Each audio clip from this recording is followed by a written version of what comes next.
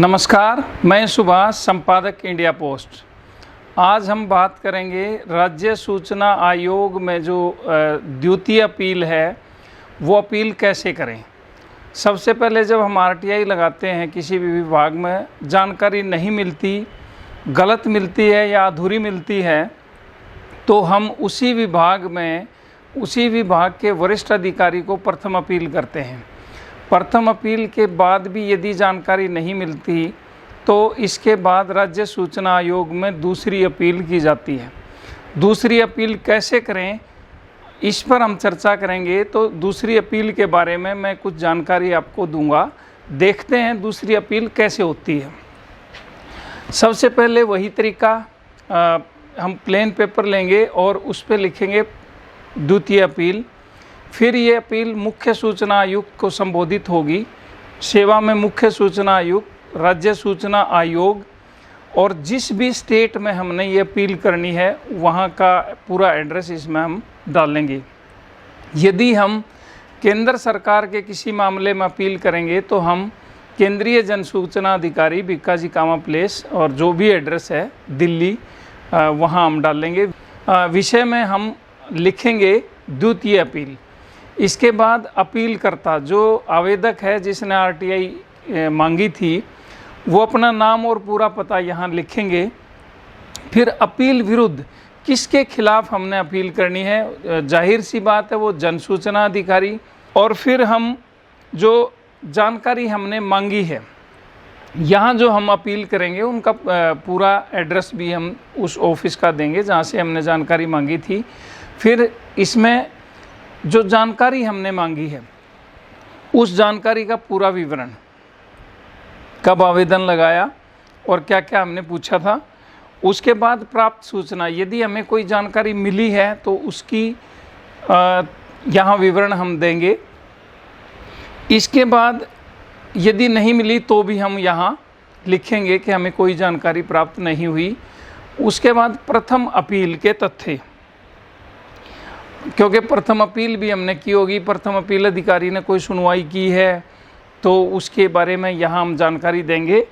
और फिर प्रथम अपील अधिकारी का आदेश, हमने जो आरटीआई लगाई, प्रथम अपील भेजी, उस पे यदि प्रथम अपील अधिकारी ने कोई आदेश दिया है तो वो उस आदेश का विवरण यहाँ दिया जाएगा। यदि नहीं दिया तो हम लिखेंगे कि प्रथम अपील अधिकारी ने कोई आदेश नहीं दिया। फिर हम प्रार्थना करेंगे, प्रार्थना आयोग से होगी। क्या प्रार्थना करेंगे कि जो जानकारी है वो उपलब्ध करवाई जाए, जो जन सूचना अधिकारी हैं जिन्होंने जानकारी नहीं दी उनके खिलाफ कार्रवाई की जाए। और फिर हम उसमें हर्जाने की मांग भी कर सकते हैं। एक तो हम मांग करेंगे जानकारी नहीं दी, जानबूझ के नहीं दी, और जो निश्चित समय है उसमें नहीं दी तो उन पे जुर्माना भी लगाया जाए 250 रुपये प्रतिदिन के हिसाब से। ये आयोग के ऊपर है कि वो कितना जुर्माना लगाते हैं। फिर हम इसी में हर्जाने की भी मांग कर सकते हैं कि हर्जाना भी आवेदक को दिलवाया जाए। आयोग से निवेदन में ये आएगा कि मैं स्वयं या मेरा प्रतिनिधि, क्योंकि जो अपील है उसकी सुनवाई में कोई आवेदक अपने प्रतिनिधि को भी भेज सकता है जिसको इस पूरे केस की जानकारी हो। तो मैं या मेरा प्रतिनिधि सुनवाई के वक्त उपस्थित होंगे तो सुनवाई की अग्रिम सूचना मुझे अवश्य प्रदान की जाए। और फिर ये है सत्यापन, जो भी दस्तावेज हम इस द्वितीय अपील में साथ लगाएंगे वो आवेदक उनको सेल्फ अटेस्टेड करेगा।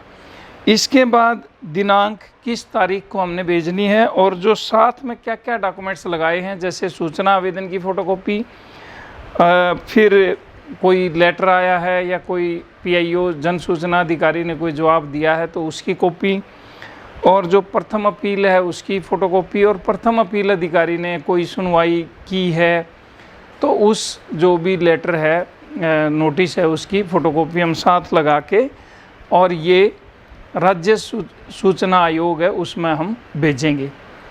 जहाँ तक हरियाणा की बात है तो हरियाणा में नए नियम के हिसाब से 3 सेट, जो सेकंड अपील है उसके 3 सेट जाएंगे। तीनों सेट मुख्य सूचना आयुक्त को संबोधित करते हुए एक ही लिफाफे में डाल के और आयोग के एड्रेस पे भेजने पड़ेंगे।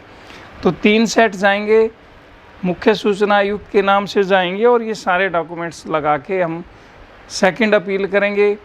फिर मामले की सुनवाई होगी और जो आयोग में ये देखा जाएगा कि यदि जन सूचना अधिकारी ने जानबूझ के गलत जानकारी दी है या जानबूझ के जानकारी नहीं दी है या आधी अधूरी दी है, तो आयोग जो है जन सूचना अधिकारी पे जुर्माना लगा सकता है। वो 250 रुपये प्रतिदिन के हिसाब से अधिकतम 25,000 रुपये तक जुर्माना लगाया जा सकता है।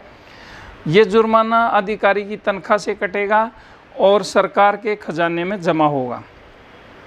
कई बार आयोग आवेदक को हर्जाना दिलवाने के आदेश भी देता है। ये हर्जाना संबंधित विभाग देगा, वो विभाग जहां आरटीआई लगाई थी, संबंधित विभाग जो हर्जाना है वो देगा और ये हर्जाना आवेदक को मिलेगा। जुर्माना सरकार के खजाने में जाएगा जो अधिकारी की तनख्वाह से कटेगा और हर्जाना डिपार्टमेंट देगा जो आवेदक को मिलेगा। ये दूसरी अपील है।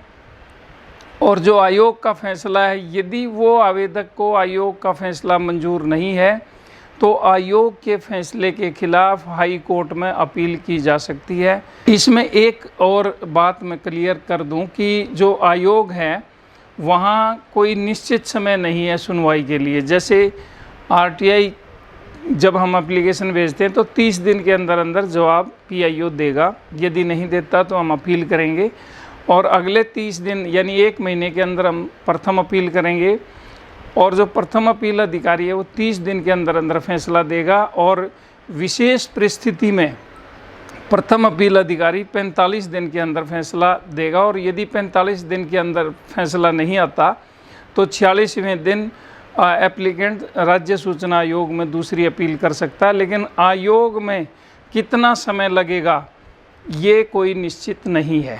ये द्वितीय अपील के बारे में जानकारी थी। आपको कैसी लगी आप अवश्य सुझाव दें।